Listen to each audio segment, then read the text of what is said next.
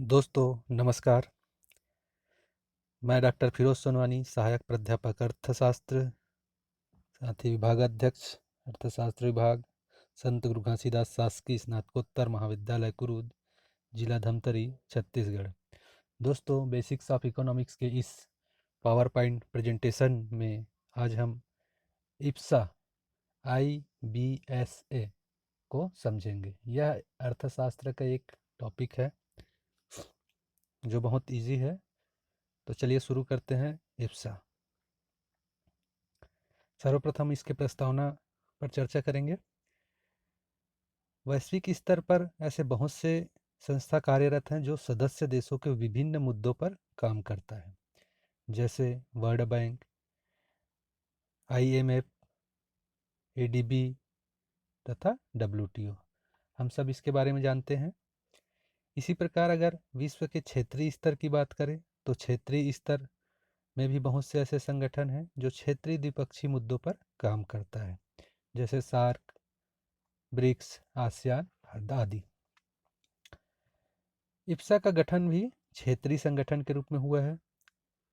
इप्सा विश्व के 3 महाद्वीपों के 3 ऐसे बड़े देशों, जो एक 3 बड़े ऐसे देशों का संगठन है जो अपने अपने महाद्वीपों के बड़े लोकतंत्र और बड़े अर्थव्यवस्था वाले देश हैं। इसमें अगर महाद्वीप की बात करें तो एशिया महाद्वीप से भारत है, अमेरिका महाद्वीप से ब्राज़ील है और अफ्रीका महाद्वीप से दक्षिण अफ्रीका है। तीनों देशों के नाम के आधार पर इस संगठन का नामकरण हुआ है इप्सा IBSA, अर्थात आई से या I for India, B for Brazil, A से फॉर साउथ अफ्रीका। इस प्रकार इप्सा विश्व के 3 महाद्वीपों के या 3 महाद्वीपों के 3 बड़े देशों को एक मंच पर लाता है। ये देश या ये तीनों देश विकासशील, बहुसांस्कृतिक, बहुभाषी, बहुजाति व बहुधार्मिक देश है। अब देखते हैं इप्सा का गठन। तो 2 जून 2003 को फ्रांस के एवियन शहर में G8 देशों की बैठक हुई। बैठक उपरांत उपरोक्त तीनों देशों के प्रमुख मिले और आपस में एक संगठन बनाने हेतु चर्चा किया।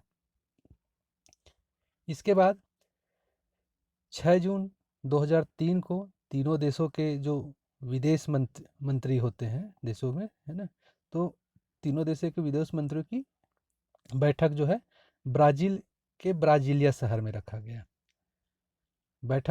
बैठक में संयुक्त राज्य अमेरिका और यूरोपीय संघ के दबदबे वाली विश्व आर्थिक व्यवस्था में विकासशील देशों के हितों की रक्षा के लिए ब्राज़ीलिया घोषणा पत्र बनाया गया।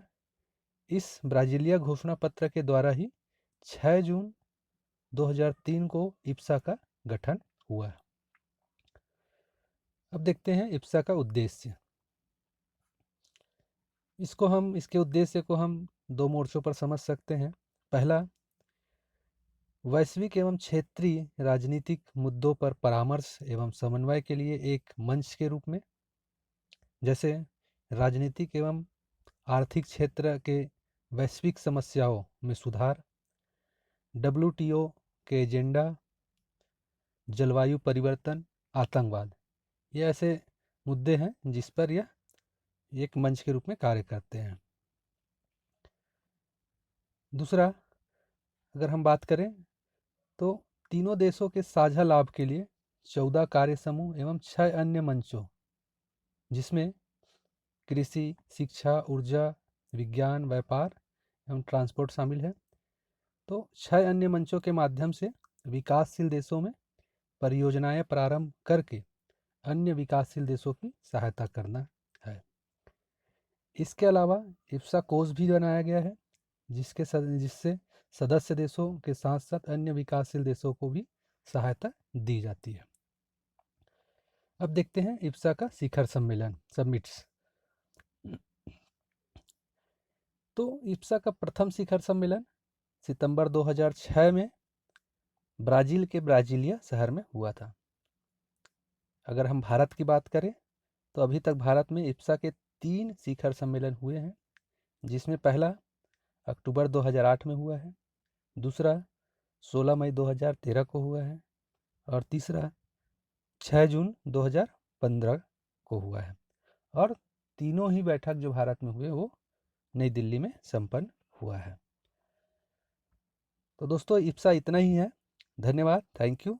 अगर आप लोगों को कुछ क्वेश्चन करना हो तो कमेंट बॉक्स में ज़रूर क्वेश्चन करें, मैं कोशिश करूँगा उसका आंसर देने का। थैंक यू, धन्यवाद।